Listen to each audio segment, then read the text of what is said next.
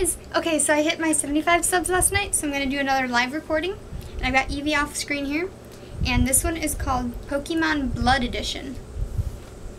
And it's written by CreepyPastaJr. I had this one as a request, so I'm doing it live. Okay. Ever had a favorite game? A game that you just couldn't put down? A game that you just had to finish? Well, my friend Steve and I were hanging out one day. This was back when we were younger, like 10 or 11, I think. Anyways, we had just saved up quite a bit of money from our allowances and doing odd jobs, like mowing the neighbor's lawn and whatnot. And finally, had enough to get a Game Boy Advanced and one game apiece. Steve was so excited. He was jumping with joy. In the literal sense. We entered the store, and all of the shelves were hundreds of games for a bunch of consoles. I turned to look at my friend and saw him talking to a store employee. The employee nodded and walked away from him. Steve strolled casually towards me with a wicked grin on his face. "Hey man, guess what?" he said. "Let me guess. They don't have any Pokemon games," I responded, slightly bummed. "Actually, they only have one game left," he said in an eager tone. "Here's what I'm thinking. We pool our money together, and I'll borrow the game for a week, and then you can borrow the game." I was reluctant to agree to this, but then again, we were best friends, so I accepted and remained happy that I was still going to enjoy the game. The clerk came back and stood in the doorway, just staring at Steve. Steve walked over, handed him a $20 bill, put something in his pocket, and just walked out of the store with a smile. The clerk went back to stocking the shelves, and I completely forgot that I was standing there. Well, I left and went home. After the first night, I'll be honest, really wanted to play that game. But I think I can wait it out. I mean, he would want me to give him some time to play. So I continued about my day. Well, a few days go by, and I decided to call Steve to see what he was up to. There was no answer. Thought maybe he wasn't home. Maybe his family went out or something. On the 6th day, I saw a television report about a boy who had gone missing. The picture was of Steve. I rushed over to his house and found that his parents were sobbing outside. "Johnny?" his mother asked. "Hey, are you okay?"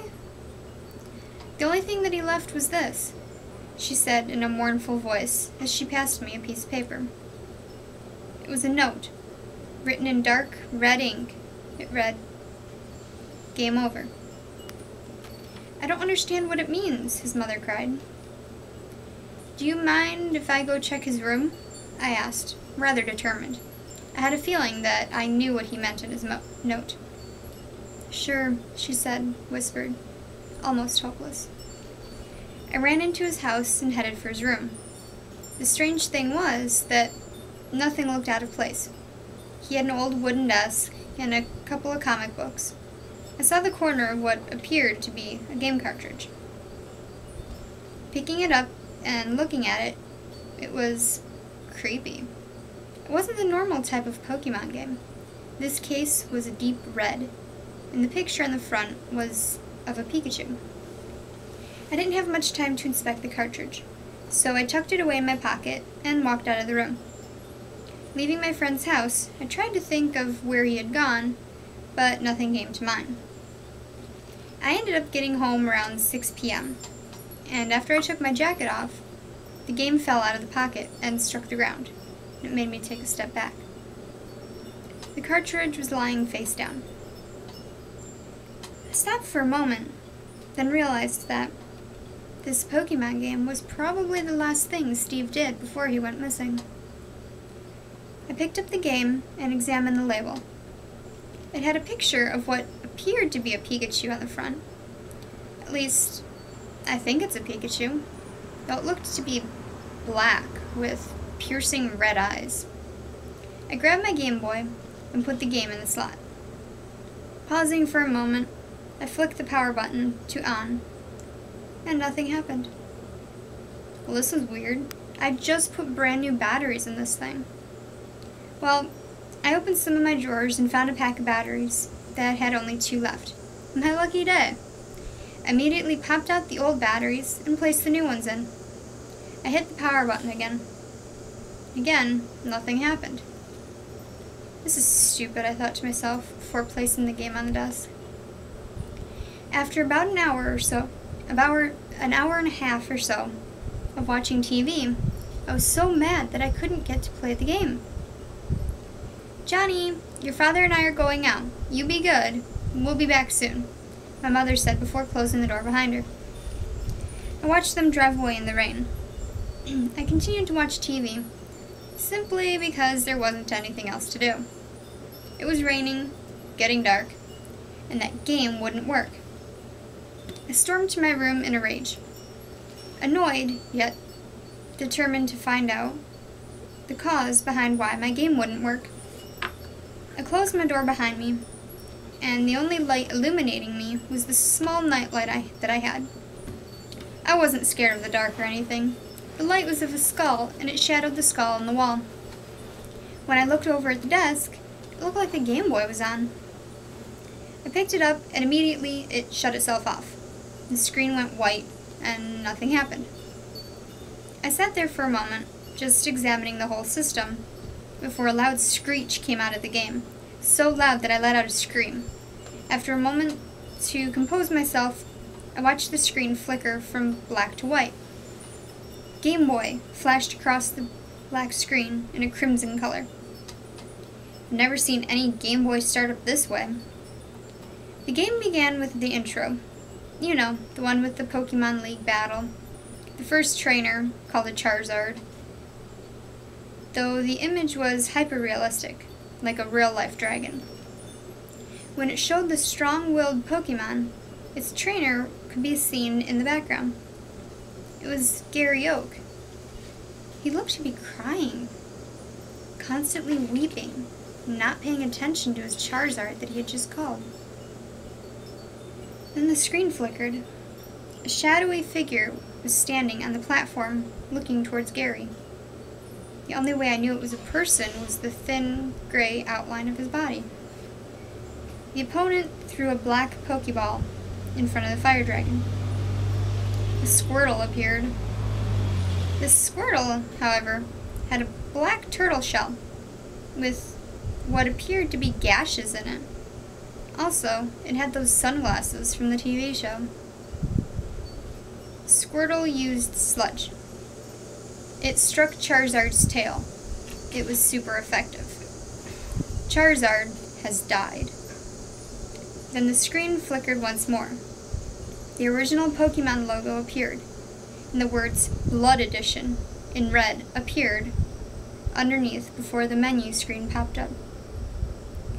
How was this a kid's game? I wondered. But for some reason, I just sat there staring at the screen.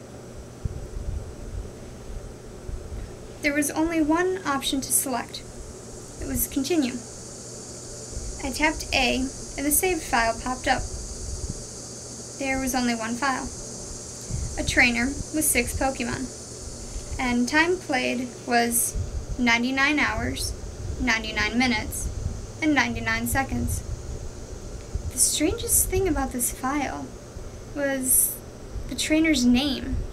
It wasn't Ash, or Red, or even Steve. The name was Johnny. That's my name. Hesitantly, I tapped A and selected the file. The game screeched once more, and then an image of my sprite was shown, standing on the edge of a virtual cliff.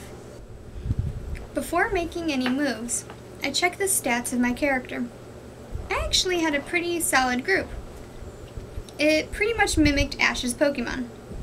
Bulbasaur, Charmander, Squirtle, Butterfree, Pidgeotto, and the last Pokeball was blacked out. I just assumed that the Pokemon had fainted and was unusable. Well, that and because the other Pokemon had very low health, pretty much 10 hit points apiece. I checked my character stats, and where the image of my sprite was supposed to be was just a blacked out image. I shrugged it off and closed out and began to walk. I was on what appeared to be a cliff of Mount Moon. There was something wrong. It looked like bones were scattered all around my sprite. I walked to what appeared to be a cave entrance in the mountain. Upon walking into the darkness, my sprite was knocked back to the cliff, and a sprite resembling Professor Oak walked out. I walked up to him and tapped A, though when I did, his dialogue box came up. "Oh, Gary, why didn't you listen to me? You were the best, but you were too stubborn." The professor had stopped at the far end of the cliff. I slowly walked over to him, and once more I tapped A. "Only a Pokemon master can control them," his sprite said before walking off the cliff. The game then flickered, as if reacting to something hitting the ground. Then a high-pitched screeching noise played. Did I just watch a person commit suicide, I thought? Swallowed my fear and headed back to the entrance of the cave. I entered, and it was pitch black. All around me, my sprite continued in the darkness. I was just trying to get out of this mountain. As I walked, a dialogue box came up. "Boy, it sure is dark in here." Battle music instantly started playing, and I was startled for a moment. The dialogue box returned. "Surrender now, or prepare to fight." My opponent appeared to be James from Team Rocket, but he looked incredibly sad, and on top of that, he was all by himself. Trainer James has chosen Wheezing. Jessie didn't listen. She was too stubborn.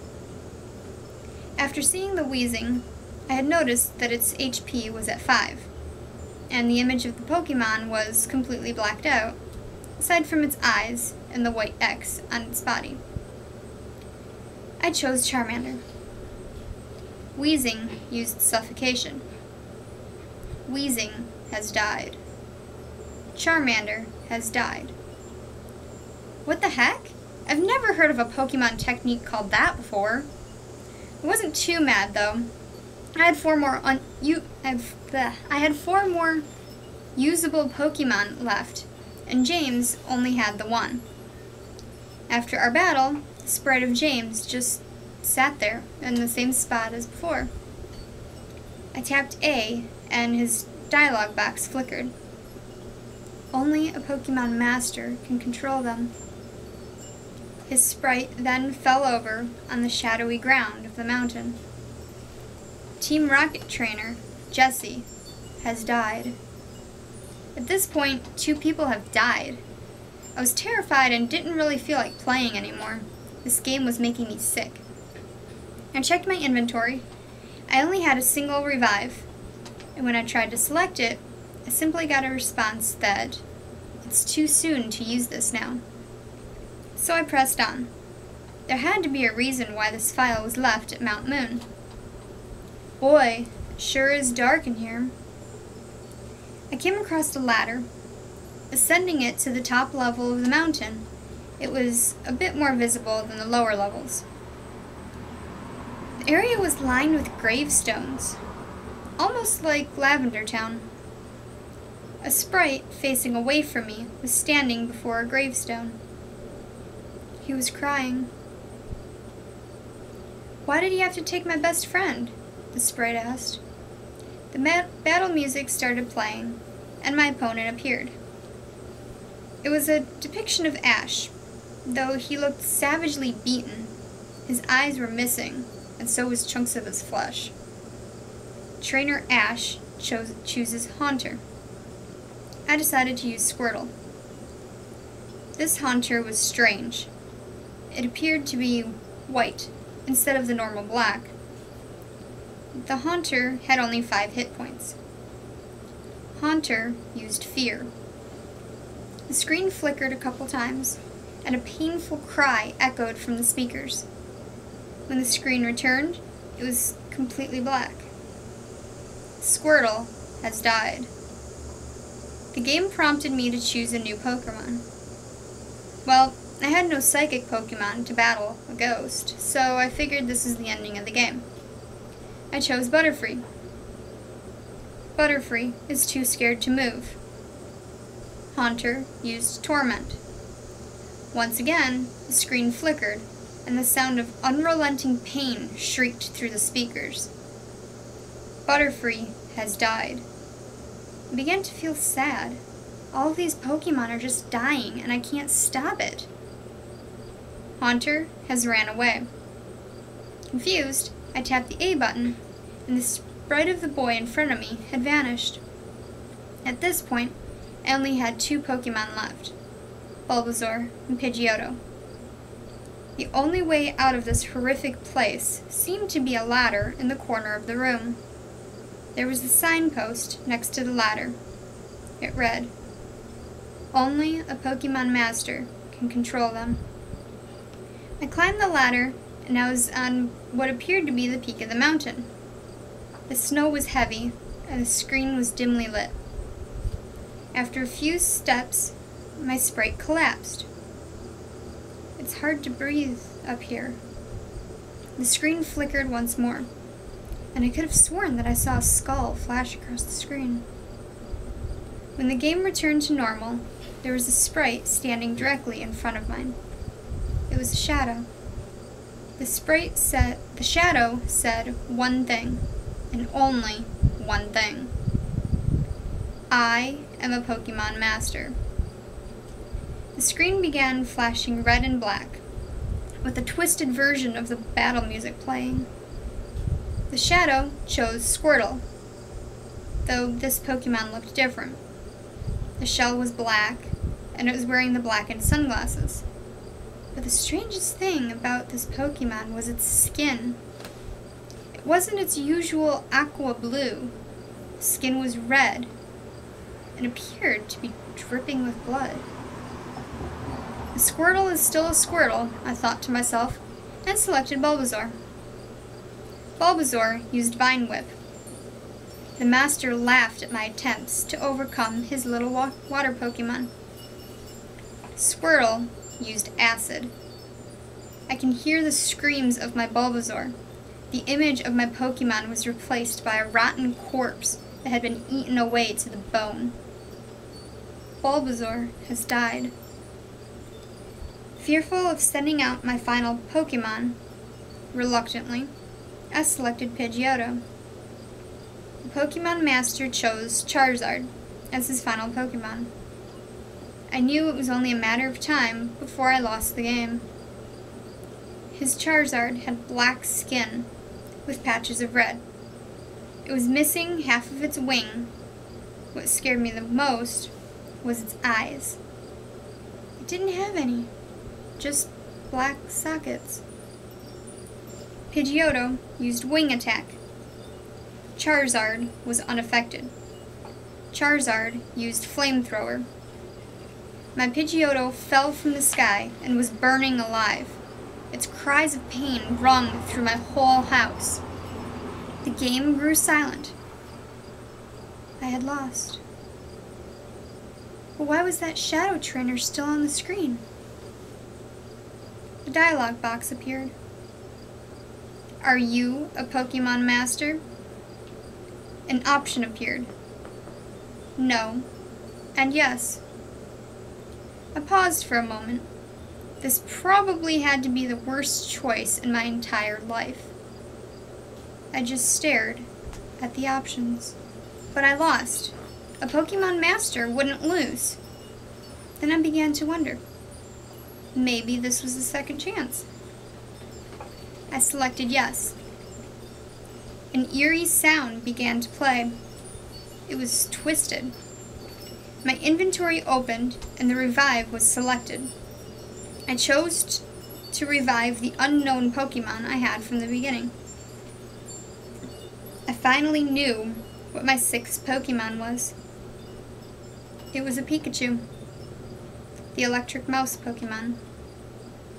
This little Pokemon was the only thing standing between me and pure terror. Finally, a battle of masters. As the trainer spoke, I felt a chill run down my spine. Then he sent out his final Pokemon. It, too, was a Pokemon, a Pikachu. Though his looked grotesque. The tail had bite marks.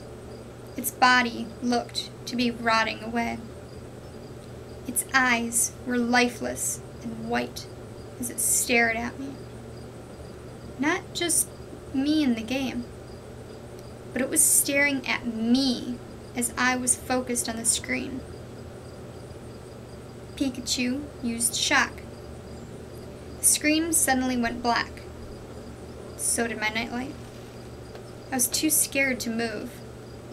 All I could do was stare blankly at the screen. The screen flickered. Then I saw my Pikachu, though it looked to be badly beaten and only had 1 HP left. His Pikachu, however, was holding an evil, warped Pokeball. Pikachu used Shadow Ball. Mine was swallowed up completely as the ball rocked back and forth, and shrieks of pain and fear resonated through my speakers. "You are not a Pokemon Master," the shadow said. Then the game turned off. Well, the years have passed, and I haven't really told anyone about this game. Well, except for my psychiatrist. And I had completely forgotten about it all. Until my son told me he was going to be a Pokemon Master, just like Steve. I corrected him. "You mean Ash, right?" He shook his head. "No, I mean Steve." And then he walked back to his room with a smile.